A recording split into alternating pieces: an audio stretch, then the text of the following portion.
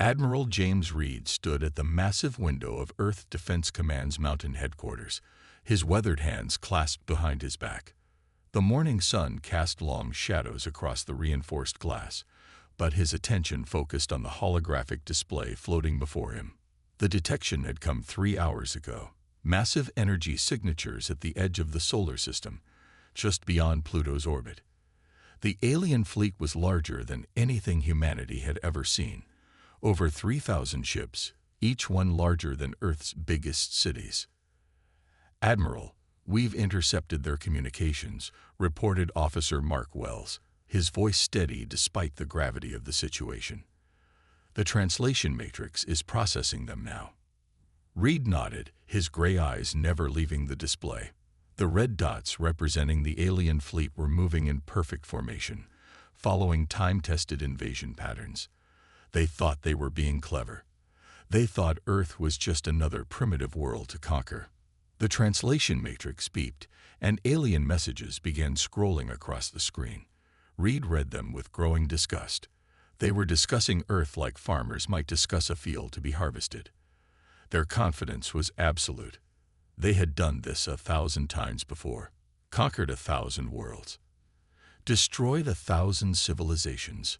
"Show me the fleet's approach vector," Reed ordered, his voice calm but firm. The hologram shifted, displaying the alien fleet's trajectory.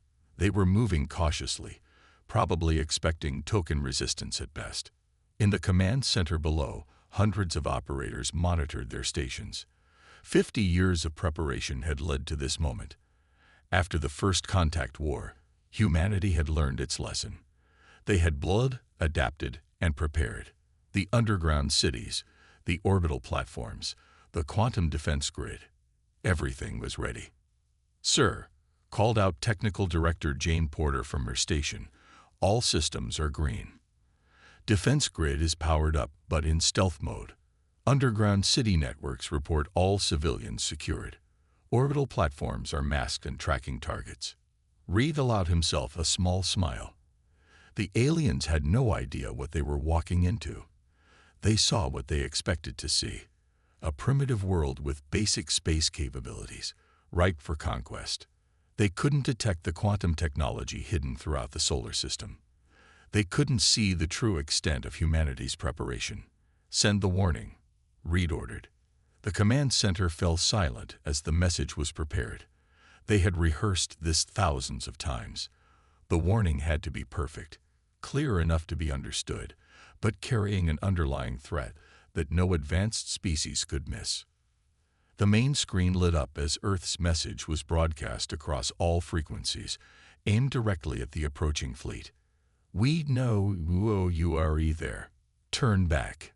Simple, direct, a warning that no advanced civilization could misinterpret. The command center waited, watching the alien fleet's reaction. Minutes passed. The red dots continued their advance. "They're responding," announced Officer Wells. The translation matrix processed the alien transmission quickly. "Primitive worlds, HAVNORIGTs. Prepare for integration into the greater empire." Reed shook his head. "Just as expected. Just as planned for. Send the second message," he commanded. Earth's response was broadcast immediately. "Your AROGANC will be your DWNFL. This is your final warning." The alien fleet's response was predictable. They accelerated, closing the distance to Earth more quickly now. Their formations tightened, preparing for what they thought would be an easy conquest. "All stations, initiate Protocol Theta," Reed ordered. Throughout the solar system, hidden quantum sensors began gathering data on every ship in the alien fleet. Their weapons, their shields, their weak points. Everything was analyzed and recorded. "Sir, should we power up the defense grid?" asked Porter. "Not yet," Reed replied. "Let them come closer. Let them think they have us scared. Let them think we're helpless." The command center hummed with activity as humanity's true defenses remained hidden, waiting. The aliens would learn soon enough. They would learn what the First Contact War had taught humanity, that the galaxy was dangerous, that survival required strength, and that humans were very, very good at surviving. Reed watched the alien fleets approach with grim satisfaction. They had spent 50 years preparing for this moment. 50 years of unity, of purpose, of determination.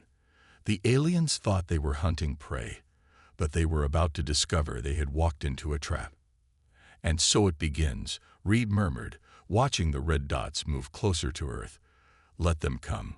We're ready." The massive underground city of Haven 1 stretched for miles beneath the Rocky Mountains.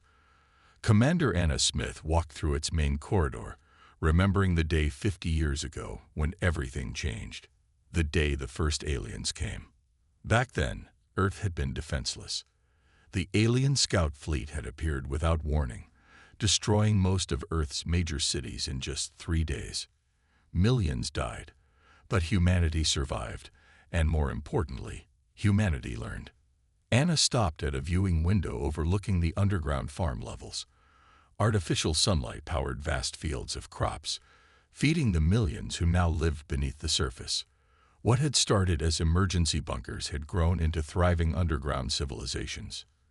"Commander," called out Engineer Bill Thompson, hurrying to catch up with her. The orbital defense platforms just completed their daily diagnostic. All systems are operating at peak efficiency. Anna nodded, studying the tablet he handed her. The platforms were humanity's greatest achievement, weapons disguised as simple communications satellites. The aliens would see only primitive technology, not the quantum-powered weapons they really were. "Show me the training results," she ordered, following Bill into the central command room. The massive screen lit up, displaying footage from yesterday's defense drills. Thousands of soldiers, all trained to fight with both Earth weapons and reversed-engineered alien technology. "We've come so far," Bill said quietly, watching the footage. "Sometimes I still have nightmares about the First Contact War. I was only 10 when they came." Anna remembered too. She had been 12, hiding in a basement with her family, as alien ships burned her hometown to ash. But they had survived. Humanity had survived, and they had spent every day since then preparing for the next attack. The screen changed, showing the new planetary shield network. 300 quantum-linked generators hidden beneath the Earth's surface, ready to create an energy barrier that no known weapon could penetrate. The aliens had given humanity this technology without realizing it. Their scout ships had crashed during the First War, and human scientists had spent decades studying the wreckage. Status report from all underground cities, announced Technical Officer Lisa Brown from her station. Population secure, defense systems active, all production facilities running at full capacity. There were 27 underground cities now, each home to millions of people. The surface had been largely abandoned, turned into an elaborate trap for any invading force. Only holographic projections and automated systems remained above ground, creating the illusion of a primitive civilization. "Show me the orbital view," Anna commanded. The screen shifted again, displaying Earth from space. To any observer, it would look normal. Cities glowing at night, satellites in predictable orbits, occasional space launches using chemical rockets, all carefully crafted deception. The real Earth was different.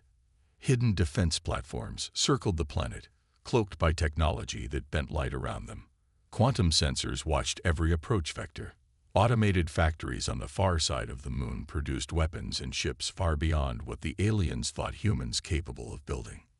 "Message from Admiral Reed," Lisa announced. "The alien fleet has passed Mars orbit. They'll be in range of our outer defenses in 48 hours. Anna smiled grimly. "Just like we planned.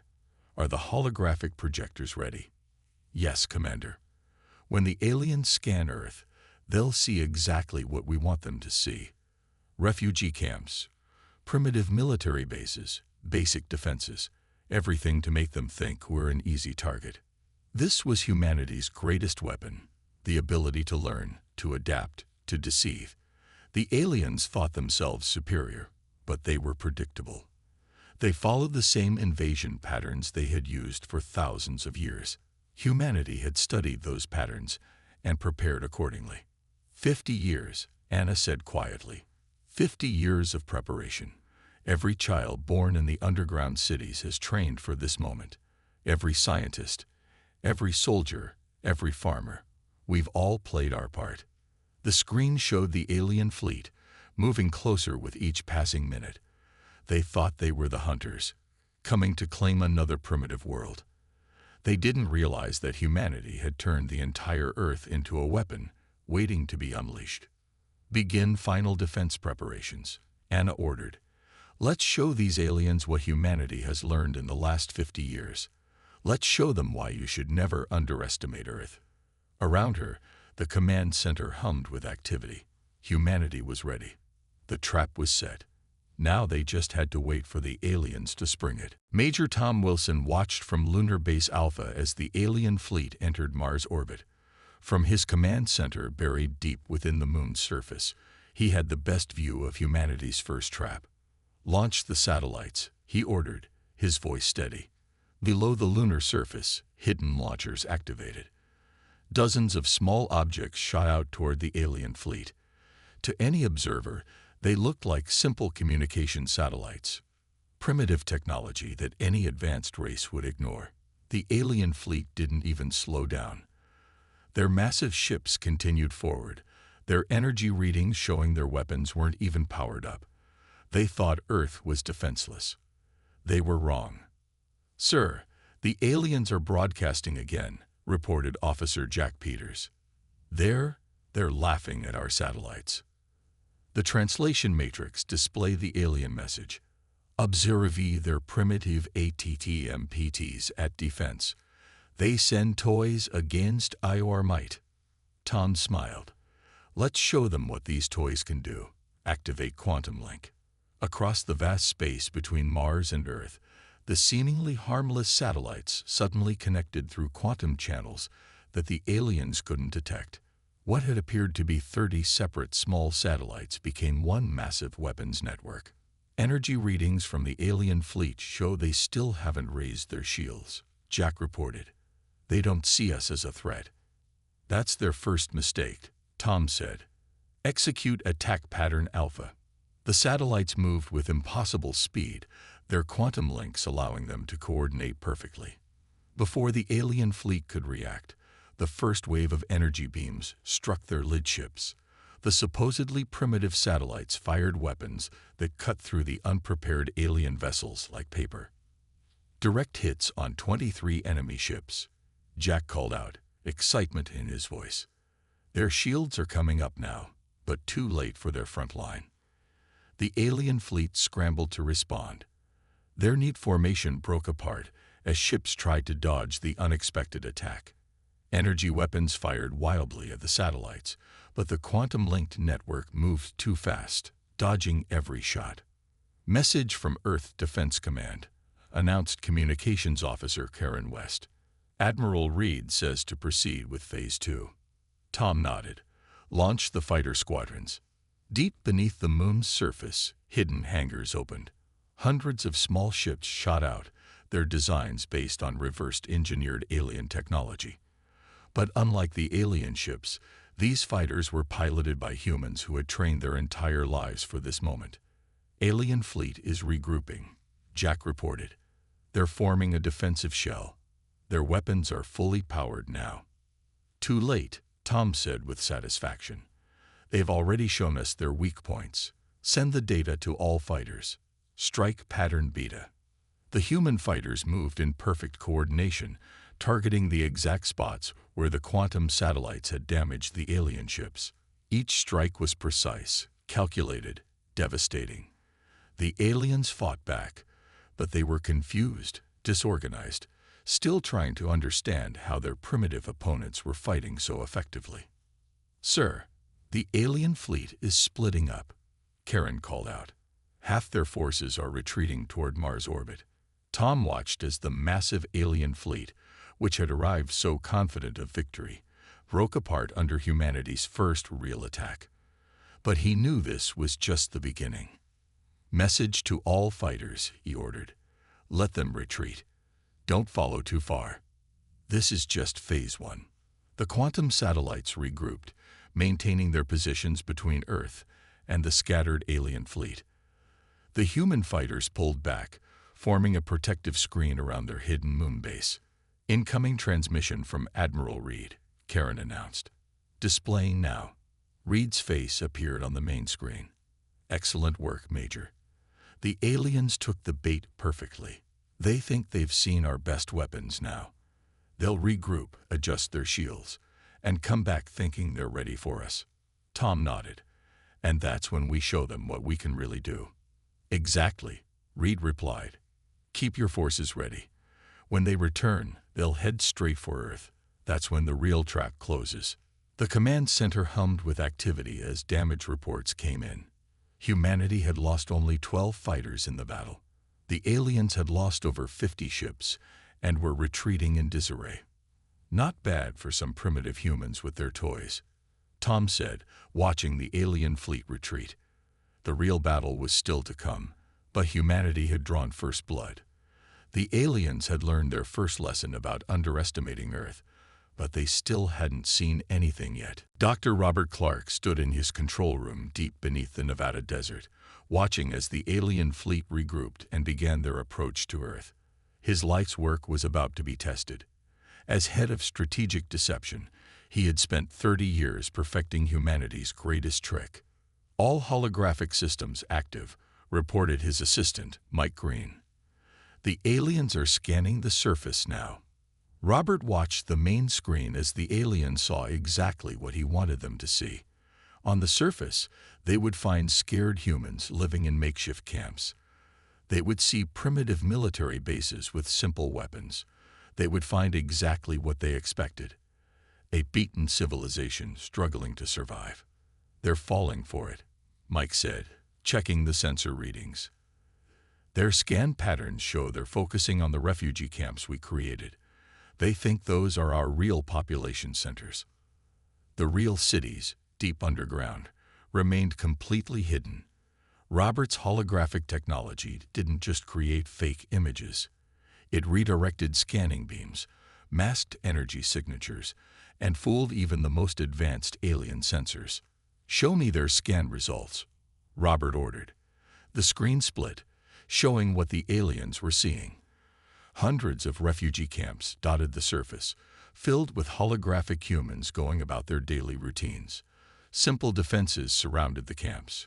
Concrete walls, basic gun emplacements, things that would look pathetically weak to an advanced alien race. Sir, they're launching scout ships, Mike announced. Looks like they want a closer look. Robert smiled. This was exactly what they had planned for. Activate the ground teams. Let's give our visitors a proper welcome. Across the Earth's surface, hidden teams of actors emerged from concealed bunkers. These soldiers had trained for years to play their parts. They would act scared, fire primitive weapons at the alien scouts, and then retreat in apparent panic. The scout ships are landing near Camp 7, Mike reported. Ground team is in position. On the screen, Robert watched as the drama unfolded. The human defenders fired outdated weapons at the alien scouts, their shots bouncing harmlessly off alien shields. The humans retreated in disarray, leaving behind supplies and equipment for the aliens to find. They're examining our abandoned equipment now, Mike said. The hidden sensors are working perfectly. We can see everything they're doing. The aliens moved through the camp, scanning everything. They found exactly what Robert had planted.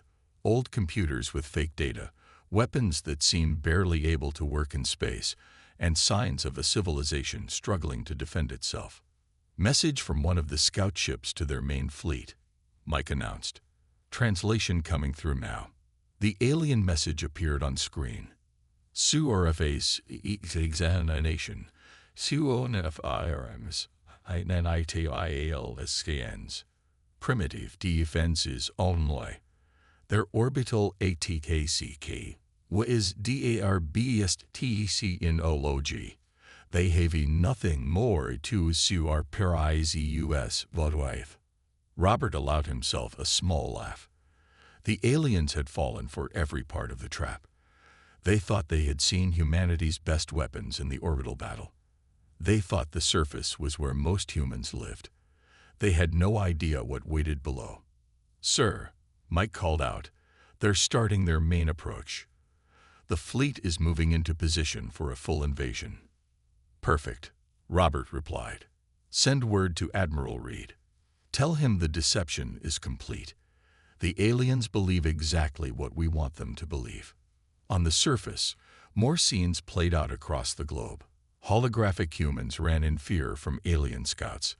Fake military bases fired useless weapons. Every action carefully designed to convince the aliens that their victory would be easy. Deep underground, the real human cities hummed with activity. Soldiers moved into position near hidden surface exits. Weapon systems powered up, their energy signatures masked by Robert's technology. 50 years of preparation was about to pay off. "Final message from the alien fleet," Mike reported. "They're ordering all ships to prepare for ground invasion." Robert nodded, watching as the alien fleet moved exactly where humanity wanted them. They would land their ground forces in the areas they thought were weakest, areas that humanity had prepared as killing grounds. "Send the final status report to command," he ordered. "Tell them the trap is ready. The aliens believe we are beaten, scared, and hiding on the surface.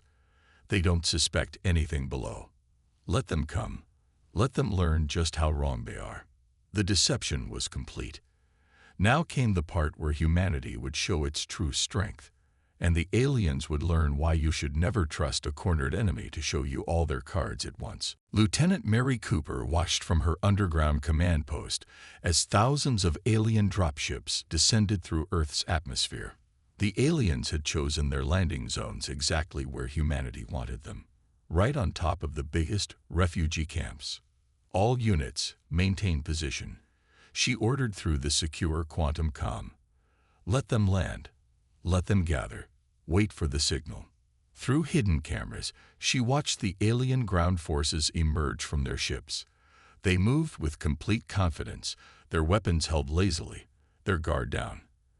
After all, they were only here to round up scared, primitive humans.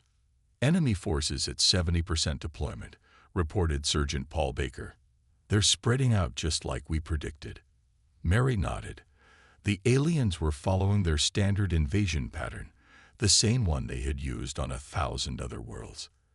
They didn't realize that humanity had studied these patterns for 50 years, preparing the perfect counter to each move.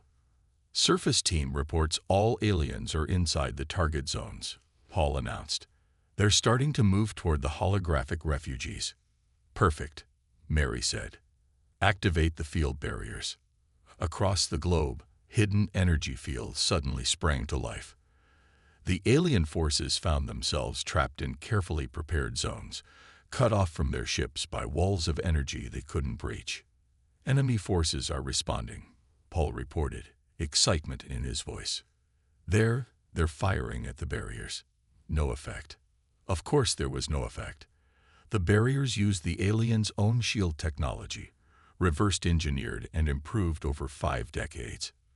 But that was just the beginning. "Phase 2, Mary ordered. "Show them what a primitive species can do." The ground beneath the alien forces began to change. What they had thought was simple dirt and rock transformed as millions of nanomachines activated. The very earth became a weapon, shifting and moving like a living thing. Multiple alien units reporting they're losing ground contact, Paul called out. "They're trying to use their flight systems, but the nanofield is disrupting their technology." Mary allowed herself a small smile. "Open the gates." Across each trapped zone, the ground split open. Hidden doors revealed massive underground complexes, humanity's real military bases. From these openings poured waves of human soldiers, all wearing powered armor that made them equal in strength to their alien opponents. "All units, engage," Mary commanded. "Remember your training. Show them what humanity can really do."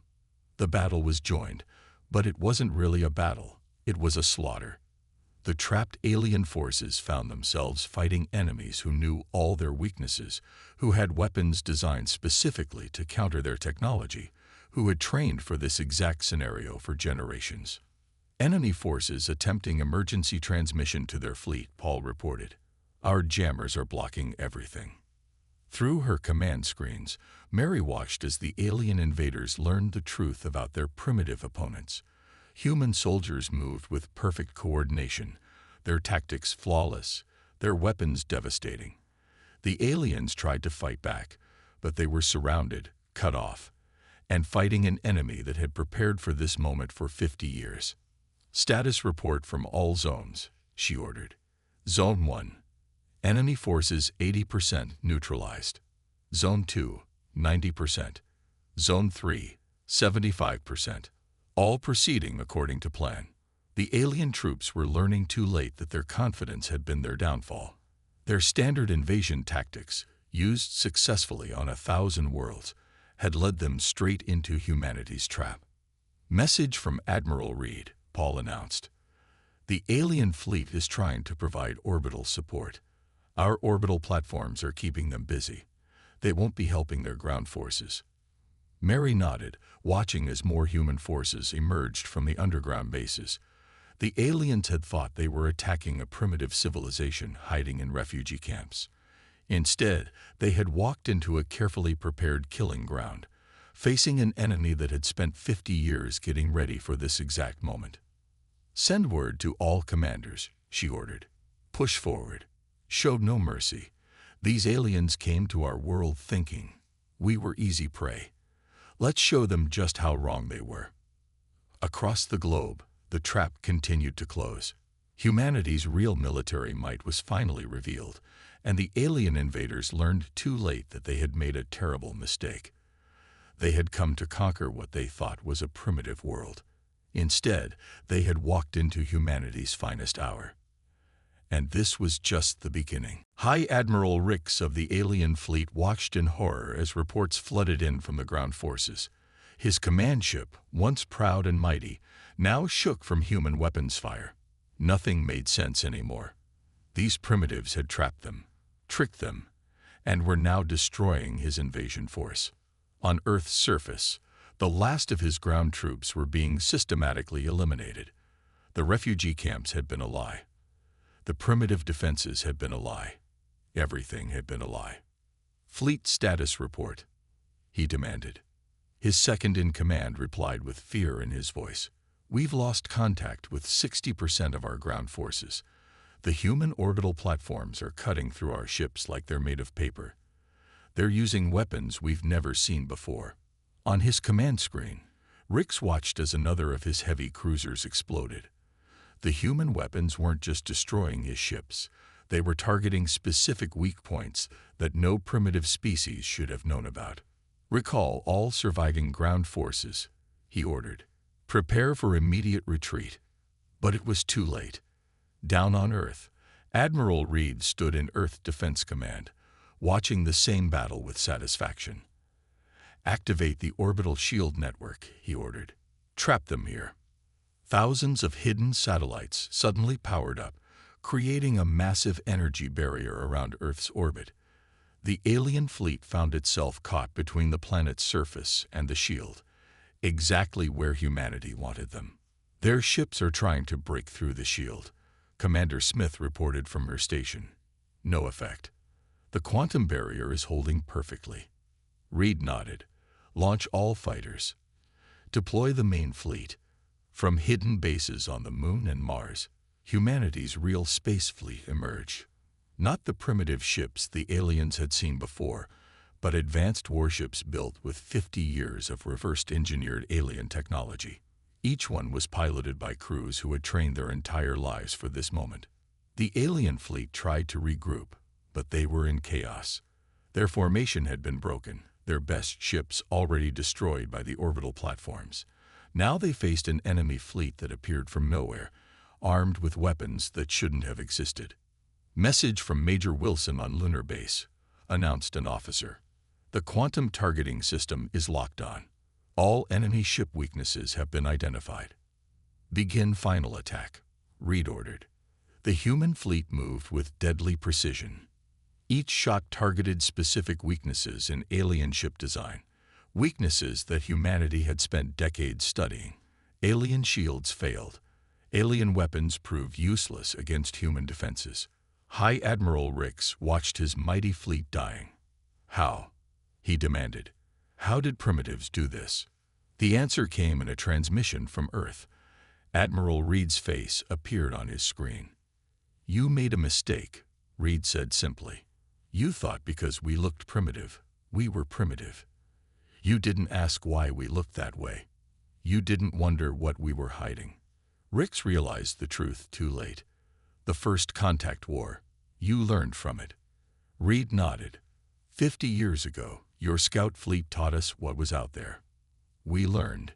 We adapted. We prepared. Everything you've seen today was 50 years in the making.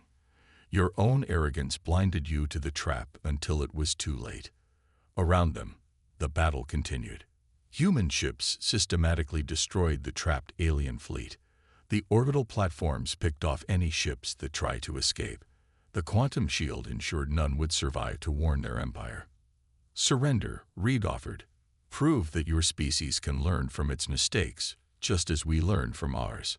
But Rix's pride wouldn't let him surrender to primitives. He ordered his remaining ships to fight to the end. It was a short fight. In Earth Defense Command, Reed watched as the last alien ships were destroyed. Humanity had done it. They had not just defeated an alien invasion, they had crushed it completely. "Send word to all commands," he ordered. "Operation Revelation is complete. Begin cleanup operations." The quantum shield powered down. The human fleet moved to secure the debris field. On the surface, teams moved to collect alien technology and prisoners. Everything would be studied, analyzed, and used to make humanity even stronger. The revelation was complete. The galaxy would soon learn that Earth was not helpless prey. Humanity had shown its true face, and that face was terrifying. One final alien transmission came through before their last ship was destroyed. "What are you?" Reed's answer was simple. "We are humanity. And we've only just begun." 1 month after the battle, Admiral Reed stood before the United Earth Council in the underground city of Haven 1. The massive chamber was filled with representatives from every nation, gathered to decide humanity's next move. "The alien fleet has been completely destroyed," Reed reported. "From over 3,000 ships, we recovered enough debris to advance our technology by another 20 years. More importantly, we captured their central database." The room fell silent. This was the real prize of the battle. Not just victory, but knowledge. "The database confirms what we suspected," Reed continued. "This fleet was part of an empire that controls over 500 worlds. They conquer primitive species and absorb them into their empire. We were supposed to be conquest number 501. Council leader David Wright stood up. "And now their empire will know they failed. They will know we destroyed them. What do you suggest we do about this, Admiral?" Reed smiled. "I suggest we send them a message. One they'll never forget." On the main screen, a map of the galaxy appeared. The alien empire's territory glowed in red, spreading across hundreds of light years. Earth was a single point of blue light at the edge of their space. "We've prepared a special transmission," Reed explained. "Using their own quantum communication technology, we can broadcast our message to every world in their empire simultaneously. They won't be able to block it or stop it." "Show us," Wright ordered. The screen changed. The message began to play. A carefully prepared demonstration of humanity's power. It showed the alien fleet's arrival, their overconfident approach, and their complete destruction. But it showed more than just the battle. "We're showing them everything," Reed explained. "Our underground cities, our advanced technology, our 50 years of preparation. We want them to know this wasn't luck. This wasn't a primitive species getting lucky. This was humanity showing its true power." The message continued, showing scenes from the battle. Human ships cutting through alien defenses, Ground forces overwhelming alien troops. The complete and total victory that humanity had achieved. Then came Reed's voice, translated into every language in the alien empire. To all those who would threaten Earth, this is your final warning. We are not primitive. We are not weak. We are humanity, and we have been waiting for you. 50 years ago, we learned we were not alone in the galaxy. We learned there were empires that preyed on worlds they thought were helpless. So we prepared. We adapted. We became stronger than you could imagine. The fleet you sent to conquer us, we destroyed it completely. The army you sent to enslave us, it lies dead on our soil. This was not chance. This was not luck. This was humanity showing a fraction of its true power. Let this be known across the galaxy. Earth is not prey. We do not seek war, but we will not hide from it. Any force that threatens our world will meet the same fate as this fleet. We are humanity. We are ready, and we are waiting. The council chamber erupted in cheers as the message ended. This wasn't just a warning. It was a declaration. Humanity was announcing its presence to the galaxy on its own terms. The message is being broadcast now, Reed announced.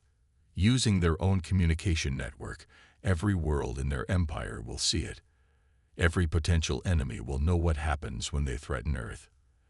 And if they don't listen, Wright asked, if they send more fleets. Reed's expression hardened. Then we'll destroy those fleets too. We've spent 50 years preparing for war with an alien empire. We're ready for whatever they send next. In space, humanity's fleet patrolled Earth's orbit. The orbital defense platforms have been upgraded with captured alien technology. The underground cities hummed with activity as new weapons were developed, new defenses prepared. This was humanity's moment. They had faced their first real test and emerged victorious. The galaxy would know them not as primitive victims, but as a force to be respected and feared. Let them come, Reed said quietly, watching Earth's defenses on the main screen. We've spent 50 years asking ourselves one question. What happens when an alien empire attacks a world that's ready for them? Now we know the answer. And so does the rest of the galaxy. The warning had been sent. Humanity had revealed its true strength. And the galaxy would never be the same.